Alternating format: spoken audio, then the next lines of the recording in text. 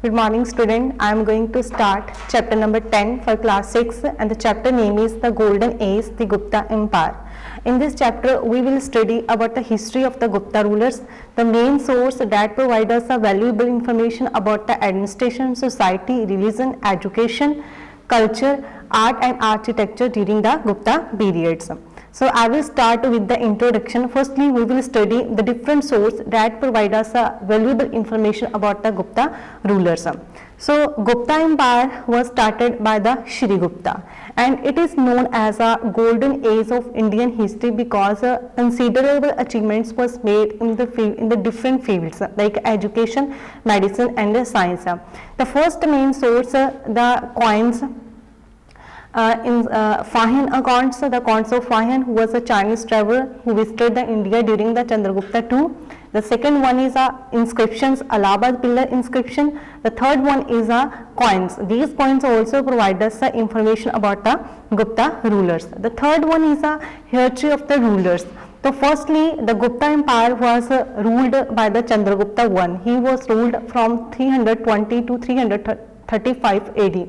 The Chandragupta I was succeeded by the Samudragupta and Samudragupta was also succeeded by the Chandragupta II. The next one is Kamargupta and last ruler of the Gupta Empire was Skandargupta. So firstly, I will throw light on the life of the Chandragupta I. So Chandragupta I, he was the first and important and independent ruler of the Gupta Empire, and he raised his power and prestige through the conquest and marriages alliances. He assumed the title Maharaja. The Maharaj means the kings of king, and he also started the Gupta era, means the Gupta period in 320, and he was succeeded by his son Samudragupta. So Samudragupta, Allahabad pillar, Iron pillar, also known as Mehruli in the Delhi, provide us a lot of information about the life of Samudragupta. He was a great and brave ruler, and he defeated the 9 rulers in the northern India, 12 rulers in the eastern Deccans. He was a great magician and also followed the Hinduism and Buddhism, but he was tolerant towards all the religion. In the short, we can say that he was a great and efficient ruler and he played a very important role in the Gupta Empire. The third one ruler is Kamargupta, and the next one is third one, Samudragupta, was succeeded by the Chandragupta II, also known as Vikramaditya, and he also known as Shikari because he defeated the Shakas in the from Malwa and assumed the title Shikari. So he was the third ruler in the Gupta Empire. The next one Kamargupta and last one is Skandargupta. The next one is the Gupta administration. Gupta rulers was very efficient and brave and managed their kingdom very effectively. The whole empire was divided into the provinces. The empire was under the control of the king, means Gupta ruler. They had all the powers. And the next empire was divided into the Bhuktis, means provinces. Empire was divided into the provinces and provinces known as a Bhukti. And Bhuktis was headed by the Bhuktis.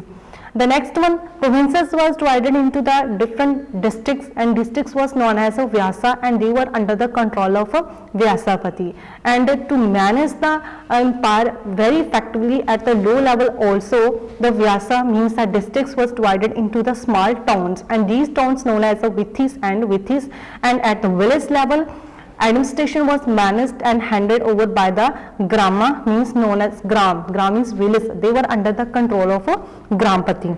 So Gupta kings was assisted and helped by the various kings at the different level, from low level to high level. Power was decentralized. Power was not centralized. So that was about the administration of the Gupta rulers. The next one is Gupta achievements. So Gupta rulers play a very important role in the field of medicine, literature, mathematics and astronomy. So first one is medicine. Many hospitals were constructed during the Gupta period.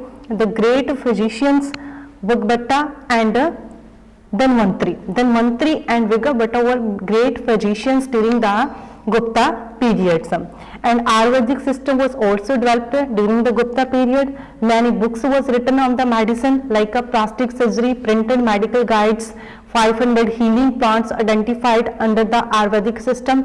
1000 diseases were classified by the Ayurvedic doctors. So medicines was in the field of medicine, great achievements was made during the Gupta period. The second one is the literature. Considerable achievements was also made in the field of literature during the Gupta period, and Gupta period is also known as a golden age of Sanskrit literature. The Chandragupta too had a great scholars and 9 youths in his court. Kalidas and Amar Simha, great scholars during that time. Kalidasa wrote 3 dramas, Abhijan Shakuntalam, Meghaduta and Raghuvanshiyam. The next one, the Patanjali and Panini were great Graminian during that time. Panchtantra, that was a collection of moral stories and that was written by the Pandit Vishu Sharma, was also belong to the Gupta period during that time. And 2 great epics, Mahabharata and Ramayana, were also compiled during the Gupta period. So these were main achievements in the field of literature during the Gupta period. The next one is science and astronomy, mathematics and science. So in the field of many scientists, mathematicians, physicians and astronomers were developed during the Gupta period. Aryabhatta and Varmhira were great astronomers and mathematicians during the Gupta period. Aryabhatta described that Earth moves around the sun and at the same time it moves on its own axis. The concept of zero was also developed by the Aryabhatta during the time of Gupta rulers and Gupta period, and its use with the other numbers were also formulated by the Aryabhatta. The next one, in the field of education, Gupta rulers also play a very important role in developing the education system. The Nalanda University was main center of high learning during the Gupta period and it was situated in Rajgira, and thousands of students from the different part of India and from foreign area also study in this university. So the Nalanda University, that was founded by the Kumar Gupta, also developed during the Gupta period. So next one is art. Art and architectures was also developed during the Gupta periods. You can see the pictures that is given in your book, Facades of the Cave at Ajanta. The next one is a temple of Narayan at Degor. So these were art was developed during the Gupta periods. So Mathura and Ajay, the two centers of main centers of art were Mathura and Sarnath. The next one is the image of Narayan was a masterpiece of the art that was developed during the Gupta periods. The next one, image of the seated Buddha in the jogging pose, also reflects the art and architectures during the Gupta rulers. The next one is the decline of the Guptas. So not only one reason that is responsible for the decline of the Gupta Empire, there are so many reasons. So first one, governor became independent. The second one, decline of the foreign trade was also reduced during the Gupta, at the end of the Gupta Empire. Weak rulers, the next Gupta rulers were very weak and not efficient to handle the administration in a smooth and well way. Then poor defense frontiers became a major cause for the decline of the Gupta rulers. So that was about the Gupta Empire we have studied in this chapter. So read the chapter thoroughly and try to solve the back exercise. Thank you.